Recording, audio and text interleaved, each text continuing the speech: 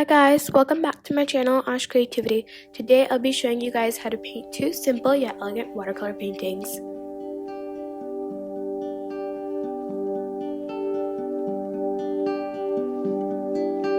I'm using watercolor paper. This paper is 300 GSM and cold pressed. I'm using Camel watercolor paints. I'll be going over the exact colors as we use them throughout the painting. I also have some paints from Royal and Langnickel.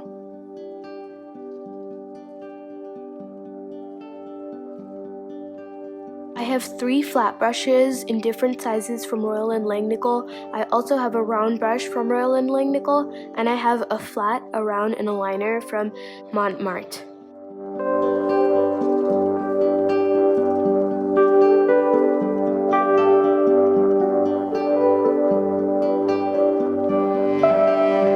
The first painting we're doing is a bouquet of flowers in a mason jar. I've already drawn the outline of the mason jar. This helps later when we're painting it. For the flowers I'm painting, I used a mix of carmine, lemon yellow, white, and Prussian blue. I'm not painting them head-on, but slightly tilted or pointed in a diagonal direction, so not all the petals will be the same size. I sort of swooped my brush over the same area several times to create individual petals.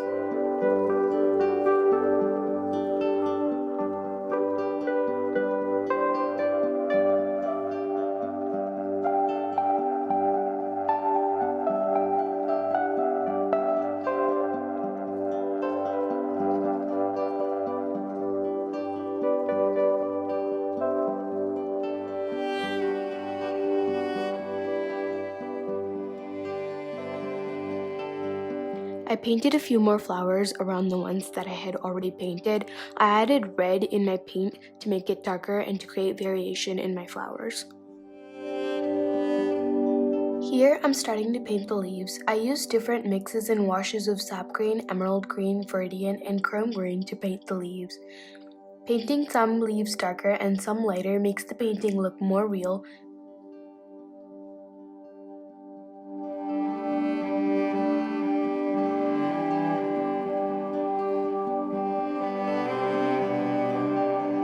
You should hold the brush relatively loose while painting leaves, and holding the brush loosely gives the leaves a more curved look and makes them look more real.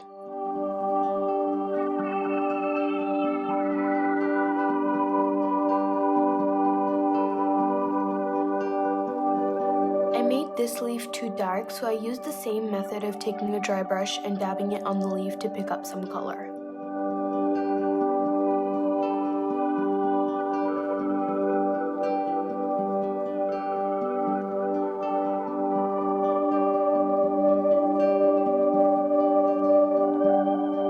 I painted different types of leaves and some hanging off the edge of the mason jar like the one I'm painting now.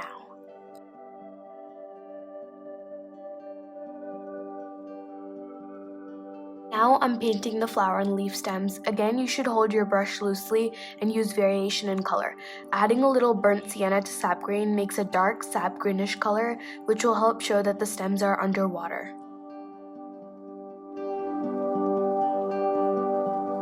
Make sure that the stems are all going towards the middle at the top.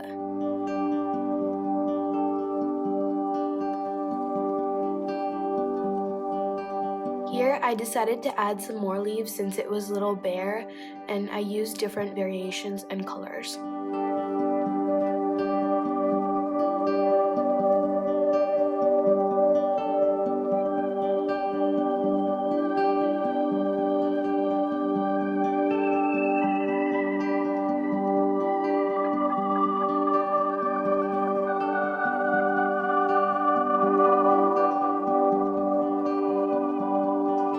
I'm painting the other flowers, which are the purple flowers. I used a mix of carmine, cobalt blue, and Prussian blue to get this color.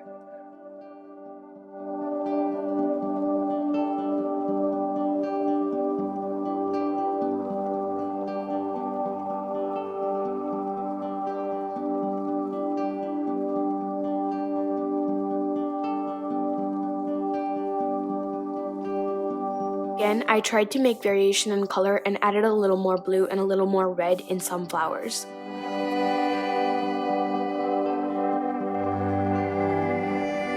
painting some lavender-shaped flowers, some tulip-shaped flowers, and some daisy-shaped flowers.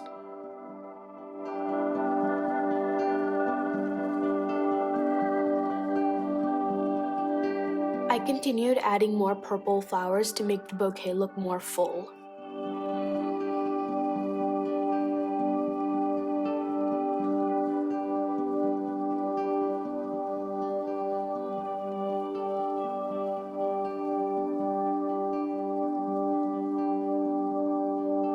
Here, I decided to add some more leaves to fill in the gaps between the flowers.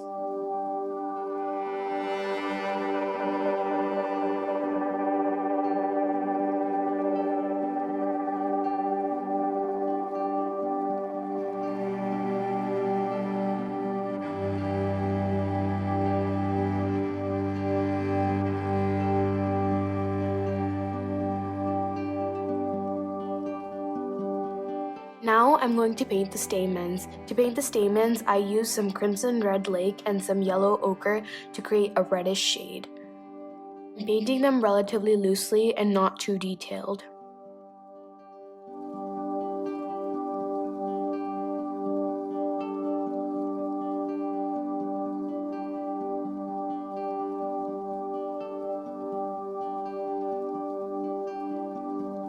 Now that the purple flowers are dry, I'm going to add some darker color in between and make them a little darker.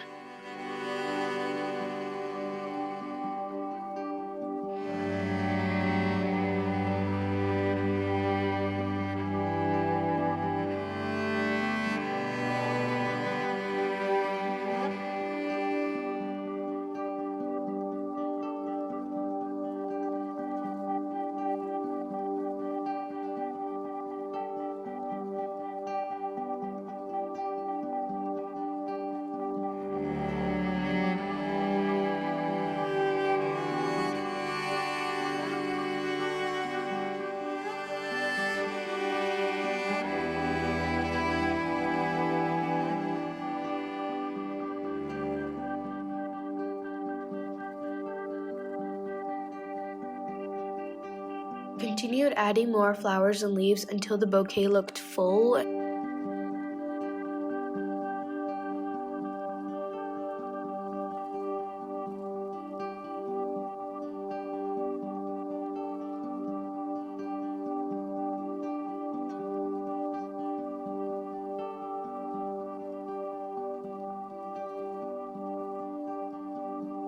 The bouquet is dry, I mixed some Prussian blue, cobalt blue, and sap green to create a turquoise color.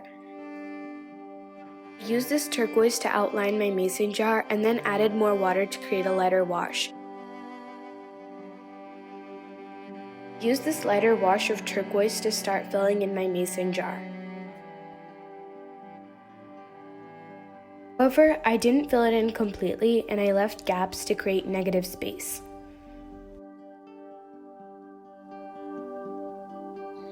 I mixed a darker wash of turquoise using cobalt blue, Prussian blue, and sap green. I used this turquoise to start creating shadows and darker parts in the mason jar. I used more of it where the water was to help differentiate the jar from the water. Second painting we're doing is from Misty Forest. We're only going to need 3 colors for this painting, and they are cobalt blue, Prussian blue, and black. The first thing I'm going to do is wet the background. Next, I'm going to paint the background. The background is going to be a really light wash of Prussian blue. If you're not using masking tape like me, hold down the edge of the paper when you're painting it. Otherwise, all the watercolor will go to the edges and the edges will turn out to be a lot darker than the rest of the paper. Now I'm starting to make the trees in the forest. To make the trees in the forest, I mixed Prussian blue and cobalt blue. I'm using my flat brush and zigzagging it across to make the trees.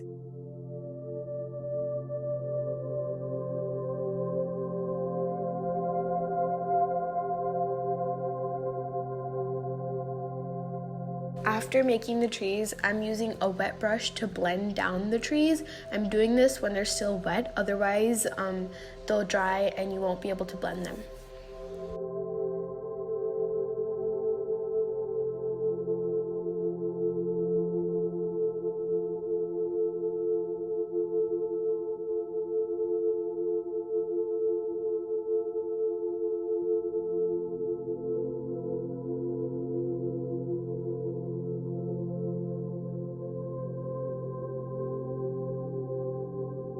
Now that my first layer of trees is almost dry, make sure that it's not completely dry. I'm going to start making the second layer of the trees. I use just a slightly darker wash of cobalt blue and Prussian blue for this one.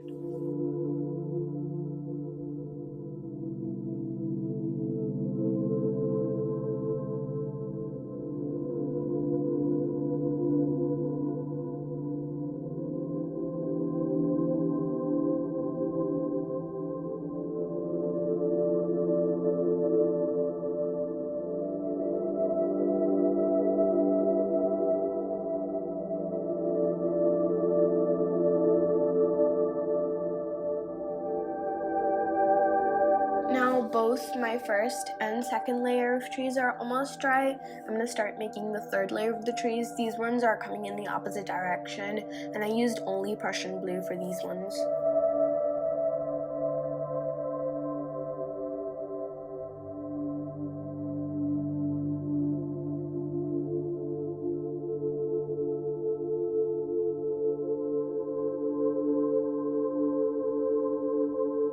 Blending down all the layers again. Now that they're pretty much dry, I'm going to start making them darker. I use the same wash of Prussian blue and cobalt blue, and I'm just making them darker.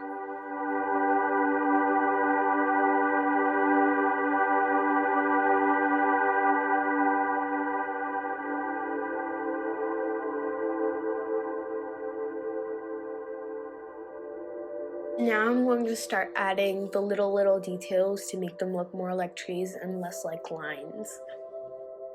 To do this, I basically just tried to make them more cone-shaped and tried to add little more negative space in between my little brush strokes to create the illusion of tree branches and gaps between the tree branches.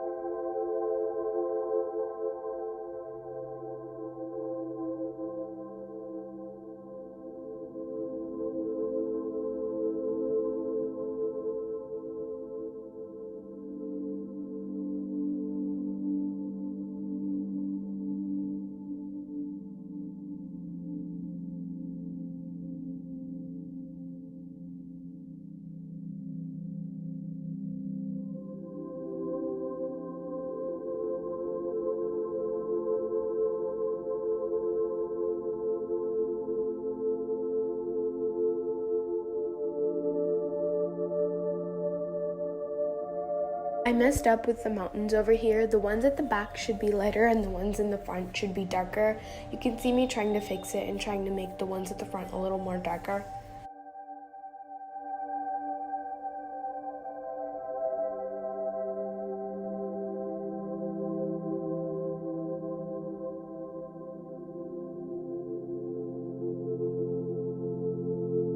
Now I'm making the bigger trees at the front. I'm using Prussian blue, cobalt blue, and black to do this. I'm making lines to figure out how big my trees will be. Mostly starting at the top and making my way down the tree and making it a little bigger as it goes down. You can see not all my trees look the same. Some are taller, some are shorter, and some are thinner than others.